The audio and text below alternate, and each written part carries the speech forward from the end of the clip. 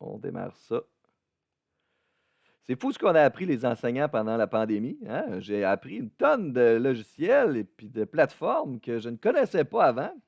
C'est tout à fait cool. Je vais pouvoir même streamer mes jeux vidéo à un moment donné. Je vais pouvoir me faire des games de Megaman, et puis envoyer ça sur YouTube. Peut-être que je vais devenir un Twitcher célèbre, puis que je vais laisser la profession de prof de maths éventuellement.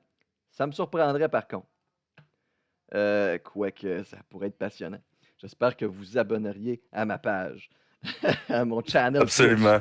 Absolument. OK. Pour de vrai, hey, je m'excuse, là, je pars sur une petite lancée comme ça. Là. Jamais sur Je suis Twitch. persuadé qu'il y a plein de monde que ça passionne pas, mais moi, je suis un grand passionné des jeux vidéo des années 80-90. J'ai une grande collection que je pourrais vous montrer. Là. Puis, un de mes rêves, un de mes fantasmes, là, ça serait vraiment de passer Megaman 1 jusqu'à 6 dans le même 24 heures, puis de faire ça sur Twitch. Mais bon, et puis ramasser des fonds pour une cause quelconque. Peut-être la cause, ça serait finir de payer mes prêts étudiants, je ne sais pas. Là. Mais voilà, c'est un fantasme que j'ai. Peut-être un jour, je réaliserai ça. Bon, voilà, une journée pluvieuse d'été. Voilà. Je suis content que Sarah ait pu avoir accès à ça comme information sur la vidéo. Donc, ce qu'on cherche à faire ici, je vous remets en contexte un peu, surtout pour Sarah qui aurait manqué ce bout-là. Donc, on cherche à démontrer que le point P, qui est le point milieu du segment AC, qui est la diagonale, une des diagonales d'un parallélogramme, est aussi le point milieu du segment BD, qui est également une diagonale du parallélogramme, mais qui est l'autre diagonale. OK? Si le point P est le point milieu des deux segments, mais ça voudra dire que les deux segments se rejoignent en leur milieu et c'est ce qu'on cherche à démontrer ici. Bon, parfait. P, le point P a été construit comme étant le point milieu du segment AC. Donc, on va pouvoir utiliser ça. Qu'est-ce qu'on va faire? C'est qu'on va utiliser les vecteurs. Donc là, on a un espace deux-dimensionnel, géométrique. On a le droit d'utiliser les vecteurs géométriques là-dedans. C'est un repère à deux dimensions. On peut placer des flèches où on veut là-dedans. Bien entendu qu'on va les placer sur les arêtes du parallélogramme et les segments qu'on connaît là-dedans. Donc, ce qu'on va chercher à faire, c'est de chercher à exprimer le vecteur BP et chercher à exprimer le vecteur PD et démontrer que les deux vecteurs qui sont là sont égaux. Si on réussit à démontrer que le segment BP et PD sont égaux, ça voudra dire que P est le point milieu de la diagonale BD. OK? Donc, allons-y, Alonso. Je vais commencer par essayer d'exprimer le vecteur PB. Oups. BP, c'est-à-dire. BP. Donc, le vecteur BP. Comment est-ce que je peux partir du point B et me rendre jusqu'au point P? Bien entendu que je peux faire le chemin BP, mais je peux prendre un autre chemin pour me rendre jusque-là. OK, je vais utiliser la loi de chasse et je vais dire que le vecteur BP est égal au vecteur BC plus CP. C'est pas faux ce que je dis là. Donc, si je veux connaître le vecteur BP, je peux tout simplement utiliser le chemin BC plus CP. Donc là, je vais faire intervenir deux vecteurs ou deux segments qui sont dans ce parallélogramme-là dont je connais les longueurs et je connais les références à l'intérieur de ce parallélogramme-là. Parce que je vous rappelle que le vecteur BP, on n'a pas d'informations dessus. J'ai juste tracé un segment en pointillé, mais dont on ne connaît pas les informations. On cherche à démontrer que BP et PD sont égales. Donc, qu'est-ce que je vais faire à ce moment-ci? Je vais utiliser les vecteurs qui sont équivalents aux deux vecteurs que j'ai utilisés ici. Donc, un vecteur qui est équivalent à BC, c'est le vecteur AD. Donc, je vais utiliser l'autre côté du parallélogramme, ici. Donc, AD et BC sont égales et CP est équivalent à PA. Oups, pas égal, plus. Pourquoi est-ce que CP et PA sont égales? Ben, c'est parce que j'ai construit le point P comme étant le point milieu du segment AC. Donc, CP et PA sont égales. OK? Qu'est-ce que je peux faire avec ça? AD plus PA, à première vue, peut-être je ne peux pas faire grand-chose, mais si j'utilise la commutativité de l'addition sur les vecteurs, donc si je mets PA en premier et ensuite je mets AD, ça fait PA plus AD, et là, on a deux vecteurs dont l'origine de l'un coïncide avec l'extrémité de l'autre. Donc là, on peut annuler les A par la loi de chasse, et tout ça, ça nous donne le vecteur PD. Qu'est-ce que je viens de démontrer? Je viens de démontrer que le vecteur BP est égal au vecteur PD. À quoi ça fait référence, ces deux vecteurs-là? Ça fait référence aux deux segments qui sont ici. S'il y a une égalité de vecteurs, c'est parce que les longueurs sont égales, les directions sont les mêmes et le sens est le même aussi. J'ai une égalité de vecteurs qui représente deux segments dans un parallélogramme. Ça veut dire que les deux segments sont non seulement de même longueur, ils ont la même direction, donc ils sont parallèles et vont dans le même sens, bien entendu. Ça veut dire que les deux segments qui sont là forment un angle de 180 degrés. Ça veut dire que c'est donc la diagonale du parallélogramme. Et le point P est le point milieu de cette diagonale-là aussi. Donc, les diagonales d'un parallélogramme se joignent en leur milieu et c'est ce qu'on cherchait à démontrer. Oui, il faut y penser. OK? Ce n'est pas évident à première vue de pondre cette démonstration-là en regardant un parallélogramme, mais vous comprenez que la preuve est assez directe. Ça nous a pris 2 minutes en commentant à démontrer. Tandis que démontrer ça de façon plus géométrique à l'aide des angles, les propriétés sur les angles, propriétés des triangles, etc., ça aurait été beaucoup plus de travail. Donc, c'est juste pour vous montrer qu'il existe d'autres applications aux vecteurs géométriques. Puis tiens, pour le plaisir, parce que Dieu sait qu'on a du plaisir, je vous en ai préparé un autre. OK? Donc ça, c'est vraiment une belle application. On vient de démontrer que le point milieu d'un parallélogramme est en fait là où rejoignent les deux diagonales. Et en voici un autre qui peut paraître peut-être un peu moins intuitif. C'est quand même intuitif de se dire que les diagonales d'un parallélogramme se joignent en leur milieu. Mais ça, c'est peut-être un peu moins intuitif. Soit un triangle complètement arbitraire. J'en ai dessiné un en particulier, mais vous auriez pu en dessiner un autre. Et M, le point milieu du côté BC.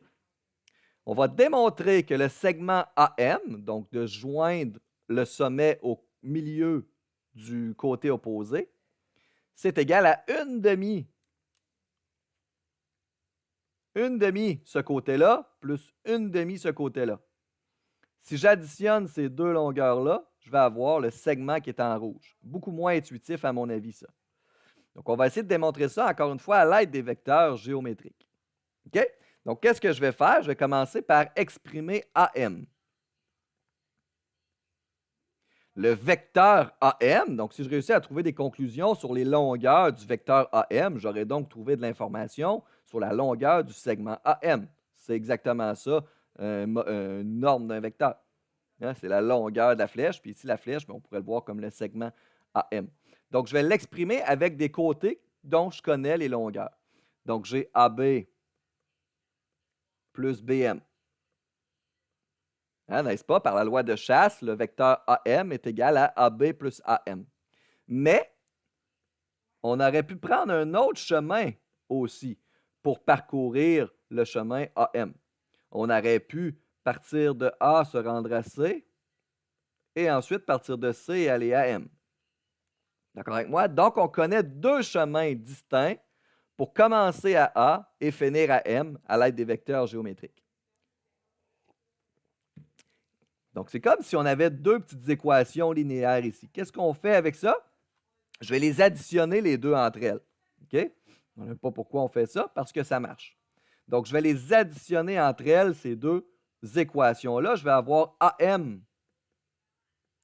plus AM, à gauche de l'égalité, égale. Puis là, je vais avoir les quatre vecteurs qui sont là. AB plus BM plus AC plus CM.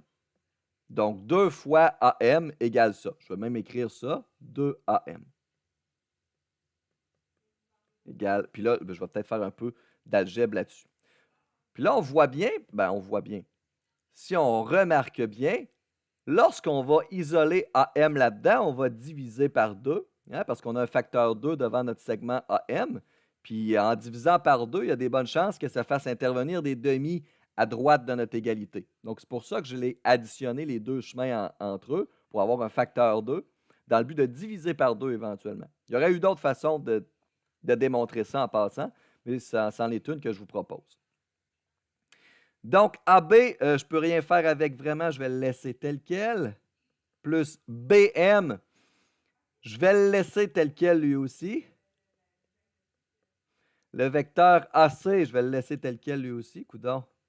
Il y a juste le vecteur CM que je vais travailler un petit peu avec. Parce que si on remarque bien, nous, on a le vecteur BM dans notre équation et on a le vecteur CM. Qu'est-ce que vous remarquez entre ces deux vecteurs-là? Il ne faut pas oublier que M, c'est le point milieu du segment BC. Ça veut donc dire que le vecteur BC et le vecteur BM et le vecteur MC sont égaux. Ça veut donc dire que le vecteur CM est le vecteur opposé au vecteur BM. Okay? Donc, je vais écrire ici vecteur opposé à BM. Donc, à la place d'écrire plus, je vais écrire moins BM. Le vecteur CM, c'est le vecteur opposé à BM. Puisque les longueurs sont égales, M, c'est le point milieu de ce segment-là. Et puis là, lorsqu'on va additionner ces deux choses-là, ça va faire 0, bien entendu. Donc là, on a 2AM qui est égal à AB plus BM moins BM, ça fait 0, plus AC.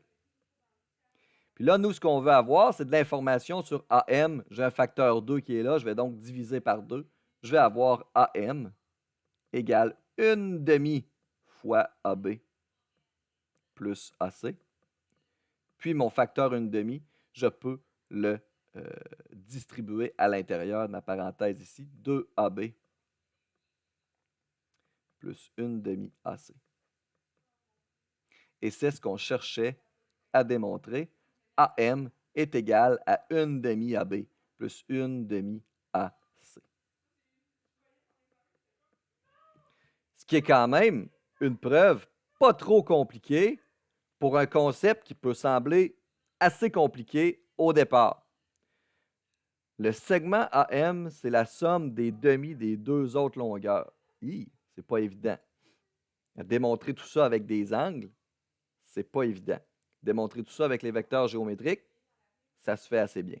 Donc, pour ceux qui vont faire le programme de sciences nature, c'est des genres de petites démonstrations que vous allez devoir apprendre à faire dans votre cours d'algèbre linéaire et géométrie vectorielle.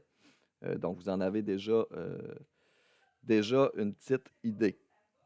Vous garderez bien ça en tête parce que c'est sûr que votre prof, à un moment donné ou un autre du cours d'algèbre linéaire et géométrie vectorielle, c'est sûr qu'il va faire cette preuve-là à un moment donné.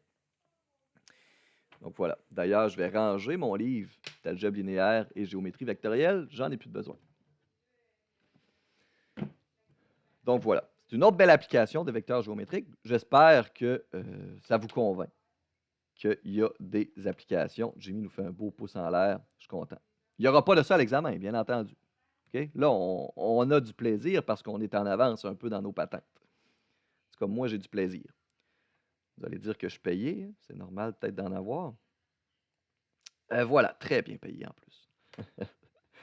Module 3, dernier chapitre. Let's go, on ne lâche pas. Dernier chapitre en vue de votre examen. Final, c'est des fonctions particulières. Donc ici, là, chapitre 8, 9, 10, je les ai regroupés. En fait, je n'ai même pas mis le chapitre 10 parce que je trouvais que les fonctions rationnelles, on en avait déjà beaucoup parlé. Fonctions rationnelles, c'était du genre fonctions qui sont un polynôme divisé par un autre polynôme. On en avait quand même parlé. On avait défini ce que c'était que le domaine de ça, les zéros de ça.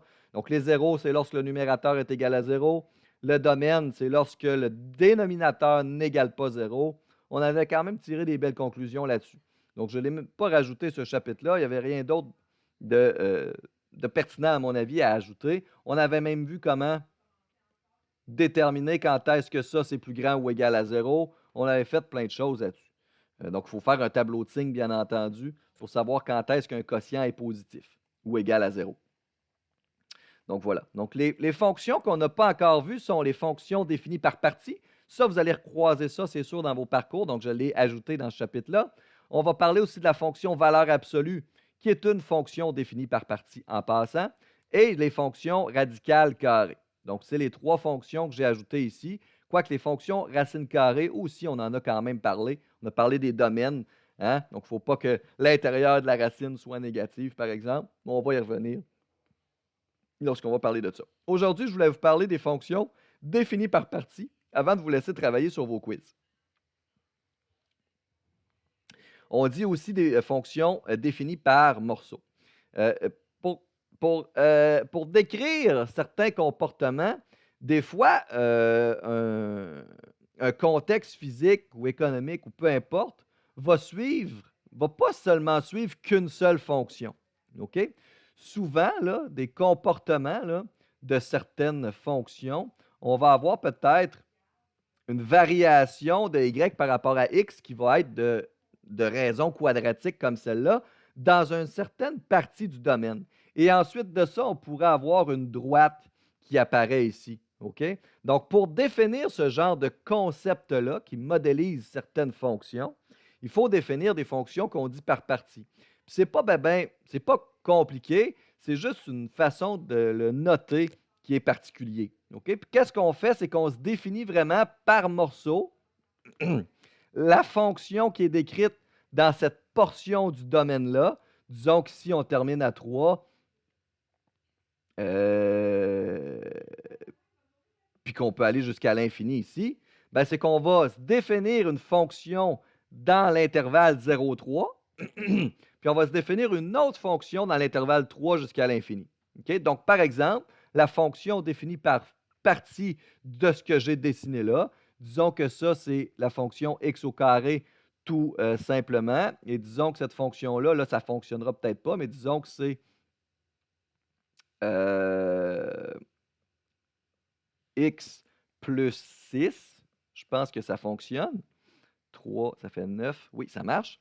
Donc, disons que c'est les deux fonctions qui représentent notre contexte. Bien, de la façon qu'on va noter ça, ça va être de dire que la fonction qui décrit notre contexte est égale à x au carré. Puis là, il faut écrire si x est dans un certain intervalle. Donc, si x est dans l'intervalle entre 0 et 3, par exemple.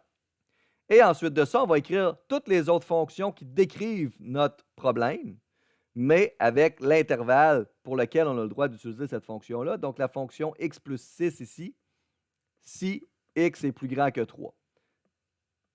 C'est tout simplement ça. Donc, la façon de lire ce qui est écrit là, c'est vraiment de dire si notre domaine, si notre x fait partie de l'intervalle 0 jusqu'à 3 inclusivement, la fonction qu'on utilise, c'est x au carré. Si x est plus grand que 3, la fonction qu'on utilise, c'est x plus 6. Puis là, je n'ai rien défini à gauche de 0, mais j'aurais pu définir une autre fonction à gauche de 0. J'aurais pu définir une fonction qui ressemble à ça, qui serait x au cube, par exemple. Okay? On aurait pu dire x au cube si x est plus petit que 0. Puis là, on peut en mettre autant qu'on veut des fonctions là-dedans qui vont décrire notre problème.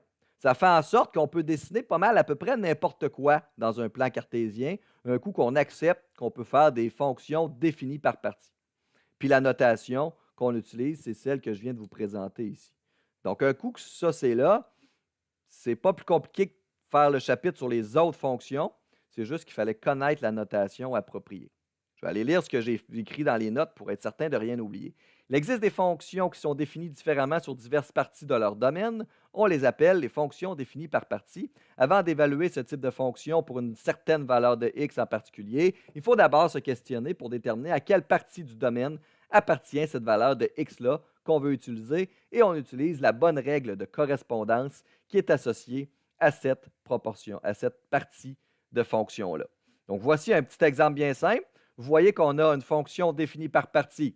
Dès que x est inférieur à 3, la fonction qu'on utilise, c'est la fonction 2x plus 3. Puis dès que x dépasse ou est égal à 3, on utilise la fonction 6 moins x. On ne va pas se questionner encore à faire le graphe de ça. C'est juste deux droites. Hein? Ce n'est pas difficile à dessiner, là. C'est juste deux droites.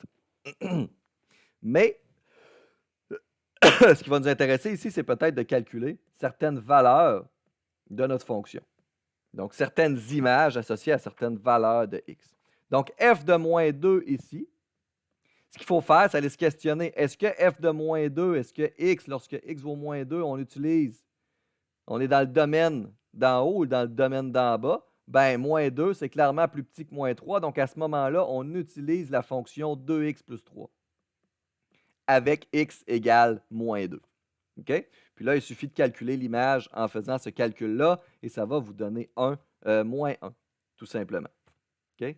Donc, la difficulté, ou plutôt la nouveauté qu'il y a, c'est qu'on peut utiliser plus d'une fonction dans la même fonction, dépendamment dans quel intervalle se situe x. B, si on utilise f de 7 quarts, ben là, il faut se questionner. 7 quarts, c'est-tu plus petit ou égal à, c'est-tu plus petit que 3 ou c'est plus grand ou égal à 3? Ben, 7 quarts, c'est clairement inférieur à 3. Hein? 3, c'est 12 quarts. Donc, nous, on est inférieur. Donc, on va encore utiliser la même fonction, la 2x plus 3. Mais x ici est égal à 7 quarts. OK? 2 fois 7 quarts, ça fait 7 demi. Plus 3. Puis 3, c'est combien de demi? 3, c'est 6 demi. On a donc 13 demi. Si on fait le numéro C qui est là, f de 3, ben là, il faut se questionner. 3, c'est dans quel intervalle? 3 est plus petit que 3 ou 3 est plus grand ou égal à 3? Bien, clairement, 3 est plus grand ou égal à 3. Donc, à ce moment-là, on a 6 moins x. Mais x égale 3, ça nous fait 3. OK? Et finalement, f de 8. F de 8, ben 8, comme c'est plus grand que 3, on va utiliser la fonction 6 moins x et ça va nous donner ici moins 2. OK? Ici, c'est une fonction qui est quand même plaisante. Plaisante dans le sens, ce ne sera pas long, Jimmy, plaisante dans le sens où toutes les valeurs de x font partie du domaine. Vous auriez pu utiliser n'importe quelle valeur de x ici. Mais il pourrait exister des fonctions définies par partie qui ont des valeurs de x qui ne sont pas incluses dans aucun intervalle et à ce moment-là, ben, c'est des x qui ne font pas partie du domaine. Jimmy, tu avais une question, je t'écoute. C'était une erreur, c'est shit. OK, c'est bon, parfait. Excellent. C'est rare que ça arrive dans une vraie classe que quelqu'un lève la main par erreur. Ça arrive juste dans les cours à distance. Donc voilà. Fait que si je pourrais vous faire un petit exemple de ce que je viens juste de dire là. Reprenons exactement la même fonction qui était décrite ici, qui était 2x plus 3 et 6 moins x. On va faire ça simple.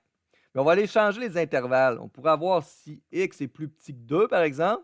Puis ici, je vais mettre si x est plus grand que 7. Puis là, je vous questionnerai, si je vous demande ici, quel est le domaine de définition de cette fonction-là? Je vous rappelle qu'est-ce que c'est qu'un domaine de définition? C'est les valeurs de x qui sont possibles. Les valeurs de x qui vous retournent une image dans votre fonction. Quelles sont les valeurs de x que vous avez le droit de plugger dans cette fonction-là? Bien, juste les x qui sont plus petits que 2, puis juste les x qui sont plus grands que 7. Donc, si tu dis, moi, je veux connaître l'image lorsque x égale 5, je n'ai pas le droit d'utiliser celle-là, je n'ai pas le droit d'utiliser celle-là. Donc, il n'existe pas d'image lorsque x vaut 5 dans la fonction que j'ai décrite là. Donc, le domaine de définition de la fonction que je viens d'écrire là, que je viens d'inventer, pas celle qui est en haut, là, celle que je viens d'écrire, ça serait l'intervalle de moins l'infini jusqu'à 2 exclusivement, on fait l'union avec 7 jusqu'à plus l'infini. OK? Ça serait ça le domaine de définition ici. Puis ça, c'est bien parce qu'on n'a aucune restriction hein, dans les deux fonctions qui sont là. 2x plus 3, 6 moins x, je n'ai pas de division par zéro potentiel, je n'ai pas de racine paire négative potentielle, je n'ai pas de logarithme d'un nombre nul ou d'un nombre négatif. Je n'ai donc aucune restriction. Mais on peut combiner les fonctions définies par partie et n'importe quelle fonction. Je vais aller effacer ça, puis je vais vous en écrire une autre qui va être particulière, qu'on va trouver son domaine elle aussi. Donc, mettons qu'on enlève celle-là, puis on va enlever celle-là et tout, tiens. On va s'écrire 2x.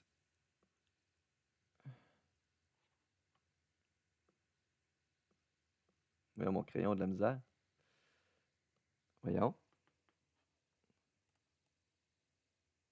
On recommence ça.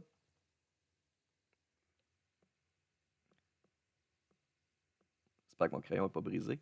2x plus, voyons, plus 7. Ah non, mon crayon est brisé, je pense. 2x plus 7. Où c'est-tu mon écran? L'écran semble correct. Excusez-moi. Problème technique.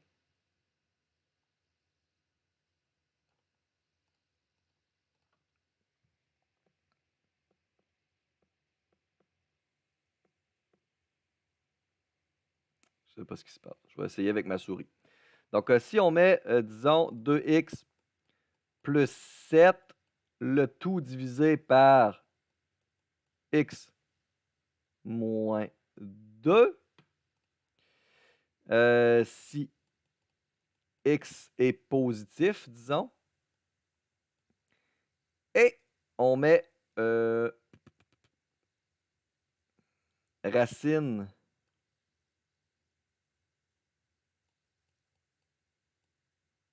de x au carré moins 2 si x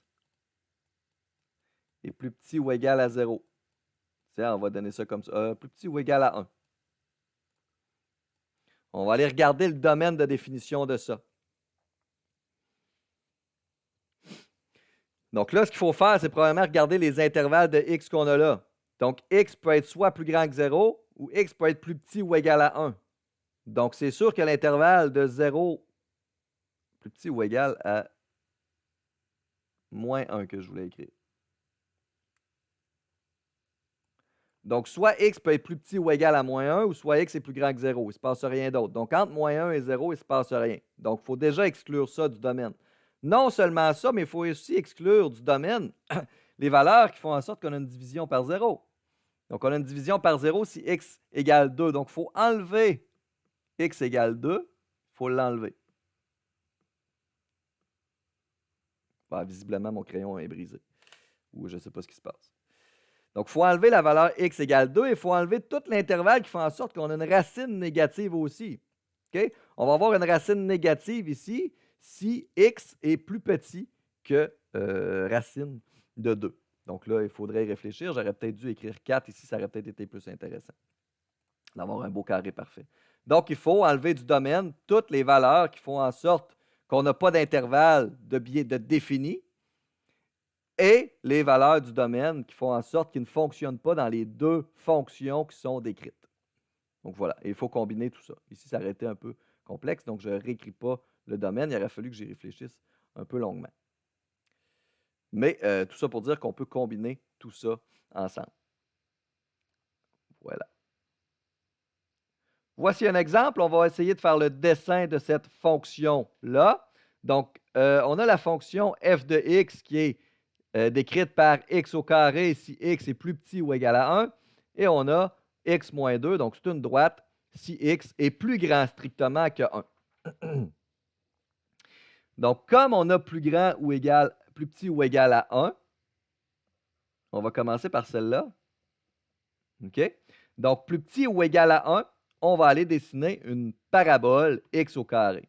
Donc, je vais commencer par donner sa borne qui est ici. Donc, la coordonnée qui est ici, c'est 1. Donc, 1, 1, c'est-à-dire lorsque x vaut 1, x au carré vaut 1 aussi. Puis là, je peux aller me dessiner quelques points. Partout à gauche de ce point-là, je vais utiliser une parabole x au carré. Donc, ici, je vais avoir la coordonnée 0, 0, moins 1, 1 et moins 2, 4. Puis là, je peux me dessiner une parabole. Ça aurait été le fun avec un crayon. On va aller voir si par magie, il est réparé. Non, il n'est pas réparé par magie. Donc, je vais le faire ça à main levée avec une souris. Je fais mon possible. Comme ça. Donc, partout à gauche de 1, la fonction qu'on utilise, c'est x au carré. Je vais aller regarder ce qu'on fait à droite de 1 maintenant. À droite de 1, c'est une droite. Donc, à droite de 1, c'est une droite d'équation x moins 2. X moins 2, c'est une droite qui touche l'ordonnée, l'axe des ordonnées en moins 2 et qui augmente de 1. Donc, elle passerait par ce point-là, elle passerait par ce point-là, etc. Mais là, cette droite-là, je la dessine juste à droite de 1. Donc, ce point-là, sur l'ordonnée, n'existera pas. Je n'utilise pas cette fonction-là à gauche de 1. Même chose pour x vaut 1. Lorsque x vaut 1, je n'utilise pas cette fonction-là non plus. Mais partout à droite, j'utilise cette fonction-là. Donc, ce qu'on fait à ce moment-là, c'est qu'on fait un point ouvert à la coordonnée 1. Pour dire qu'on n'utilise pas cette fonction-là lorsqu'un x est égal à 1, on utilise l'autre fonction dont le point est fermé. Et là, on relie par un segment de droite les coordonnées qu'on a. Donc, voici la fonction de f de x qui est dessinée de façon complète maintenant. Ensuite de ça, donc ça, c'est pour dessiner les fonctions. Donc, encore faut-il que ce soit des fonctions avec lesquelles vous êtes à l'aise. Les fonctions quadratiques, je ne pense pas qu'il y a de problème. Les droites non plus. Je pourrais même à la rigueur mettre des E. Puis peut-être plus tard, je pourrais même mettre des valeurs absolues et des racines carrées, puisqu'on va les voir dans ce chapitre-là. Et voici un exemple contextuel, et on va se laisser ici parce que j'ai des problèmes techniques, et aussi, je vais vous laisser travailler vos quiz. Pour stationner votre voiture dans un stationnement. Je pense que je viens de comprendre ce qui se passe. C'est une bizarre façon de dire ça parce que Yes. tu peux rien faire d'autre dans un stationnement que de stationner. Fait que pourquoi ils ont utilisé le même mot? C'est un pléonasme, en effet. C'est comme dire monter en haut, tout à fait. Ben, on peut se promener dans un stationnement. Hein? On va payer quand même. Ce serait imbécile de faire ça. Mais, en effet, pour stationner votre voiture dans un stationnement souterrain, vous devez payer 3 $ pour rentrer. Donc, dès que vous ouvrez la gate, là, la barrière, ça vous coûte 3 $. Et ensuite de ça, à chaque 2 heures additionnelles, à chaque heure additionnelle, ça vous coûte 2 $. Pour un maximum, ici, j'ai été un idiot, j'ai écrit 11 j'ai écrit 12 $, je voulais écrire 11 $. 3 plus 2 plus 2 plus 2 donnera jamais 12, OK? Donc, un nombre impair plus un nombre pair donne un nombre impair. Désolé. Donc, ça coûte 2 $ de l'heure. Donc, pour la première heure, ça vous coûte 3 $, peu importe combien de temps vous restez. Ensuite de ça, ça vous coûte 2 $ supplémentaires si vous dépassez 1 heure. Donc, de 1 heure à 2 heures, ça vous coûte le 3 $ pour entrer, plus 2 $ puisque vous avez passé 1 heure dans le stationnement. Et à chaque heure où il y a un 2 $ supplémentaire qui s'ajoute, le maximum est de 11 $ pour la journée. Définir la fonction C de t donnant le coût de stationnement en fonction du temps t en heure, représenter graphiquement la fonction également. Donc là, mon crayon fonctionne, il était juste dévissé. Ça a de l'air. C de t égale. Bon, parfait. Donc, C de t, le coût. Ça va être une fonction définie par partie. Je vais donc déjà me faire mon petit crochet comme ça. OK?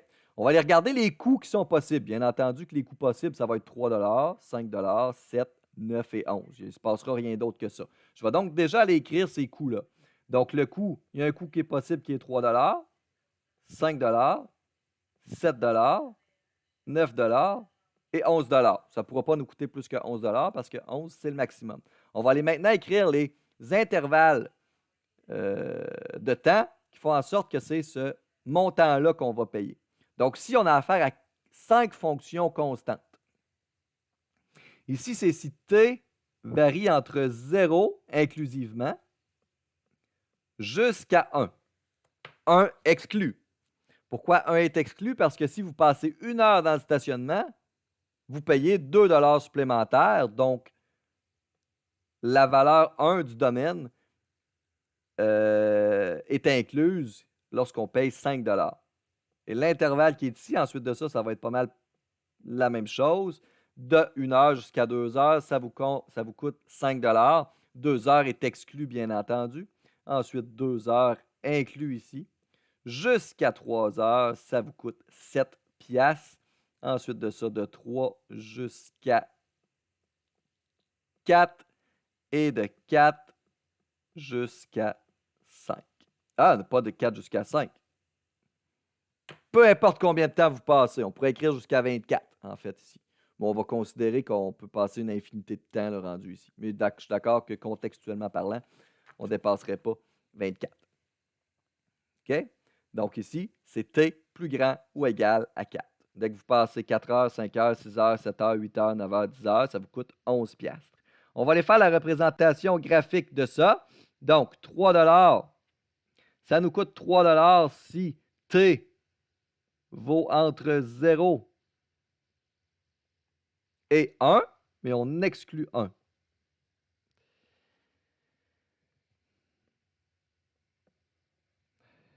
C'est encore difficile. Ah, j'étais sur mon outil efface.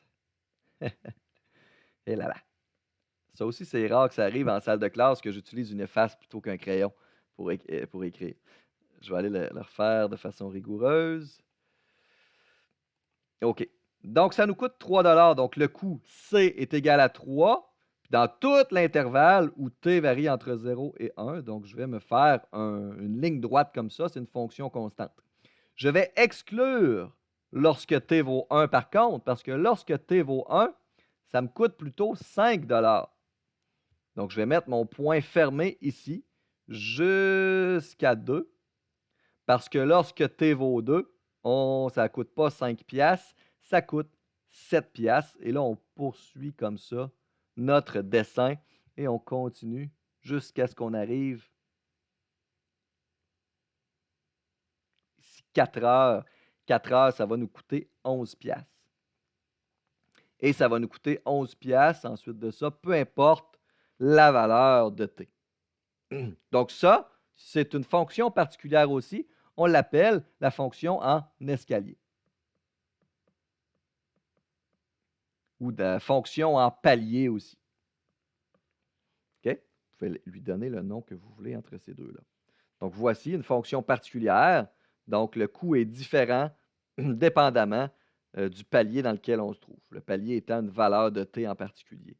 Hydro-Québec fonctionne comme ça aussi. Hein, pour un certain kilowattheure, si vous ne dépassez pas un certain kilowattheure, le coût à chaque kilowattheure est plus bas. Si vous dépassez une certaine quantité d'électricité en kilowattheure, à ce moment-là, le coût est plus élevé. Donc, à ce moment-là, c'est une fonction aussi par palier. Est-ce que vous avez des questions sur les fonctions? Il reste juste 2 personnes dans la classe. Est-ce que vous avez des questions sur les fonctions définies par morceau ou par partie? C'est rarement plus complexe que ça. C'est juste qu'on peut mettre n'importe quelle fonction dans les intervalles qui sont là. Je pourrais mélanger ça avec n'importe quoi. Est-ce que c'est clair? Jamie et Naomi, c'est vous deux qui êtes là? Ah, OK, parfait. Donc, on verra la semaine prochaine les fonctions valeur absolue, qui est, comme vous voyez, qui est une fonction particulière aussi des fonctions définies par partie. Et on va voir les caractéristiques de ça, bien entendu. On va regarder les dessins de ça. On va regarder aussi les fonctions racines carrées à la fin de ça. Et ensuite de ça, ça va être terminé votre session, du moins pour le cours de maths pour l'instant. S'il n'y a pas de questions, je vous laisse aller travailler vos quiz et vos exercices. Donc, les exercices là-dessus, les exercices sur les vecteurs s'ils n'étaient pas terminés. Je peux rester dans la salle Zoom s'il y a des questions. Sinon, je vous souhaite une agréable fin de semaine et on se revoit, nous, mardi prochain. Vous aussi. Merci. Salut, Bonne merci. journée, puis